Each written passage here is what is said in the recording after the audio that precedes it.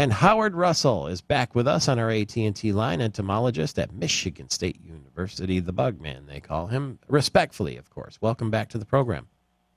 Thank you, Michael Patrick. How are you today? Well, it's like a mad dash to get out of there because it's like you're surrounded in this cloud of bugs. What are those little buggers?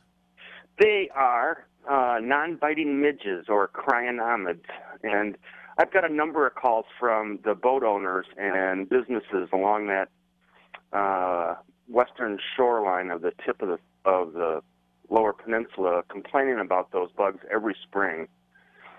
And the midges, the larvae develop in the sediments in those shallow bays around in there, and then the adults emerge, and they are just swarms and swarms of them. They don't bite. They're harmless, but pretty serious nuisance. Yeah, because you could just about breathe them in. They're that small, right? Yeah. Yes, that's true. But there's nothing really that you can do to control them. I guess maybe big screen porches or something like that. But there's no way to.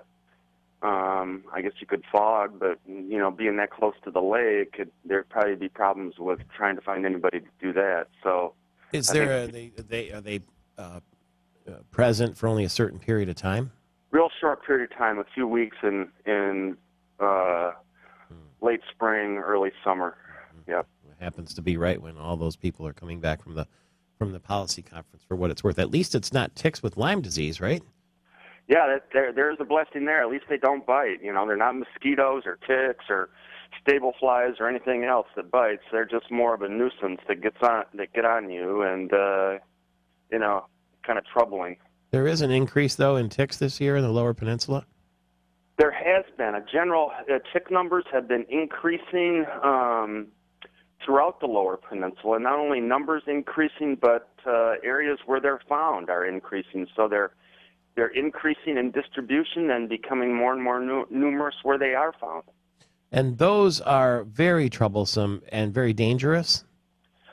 Well, the deer tick certainly has the potential of transmitting Lyme disease. And then the dog tick, which is the most common one, rarely do they transmit disease.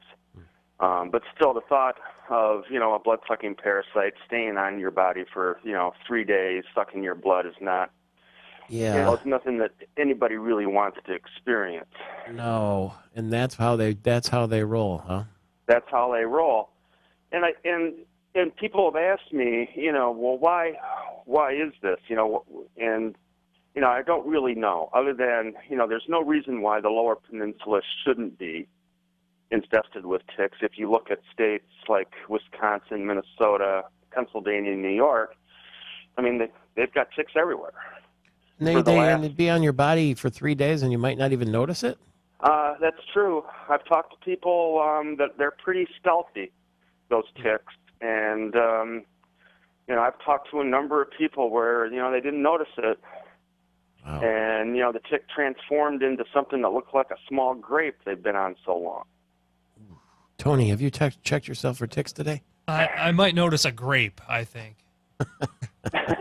And really checking yourself for ticks, especially in areas where the deer tick is present, and they're very common now and prevalent along the west coast of Michigan, from Berrien County all the way up to Traverse City. And a certain percentage of those ticks carry Lyme. And if they're in those areas, it's important to conduct very thorough tick inspections of the kids, the wife, the husband, the dogs, and everybody else that's been out and about. Bring your romantic partner to Michigan and check each other for ticks, head to toe. That could be the new Pure Michigan commercial. Good advice, and he's a good sport, too. Howard Russel, we'll talk again soon. Entomologist at Michigan State University.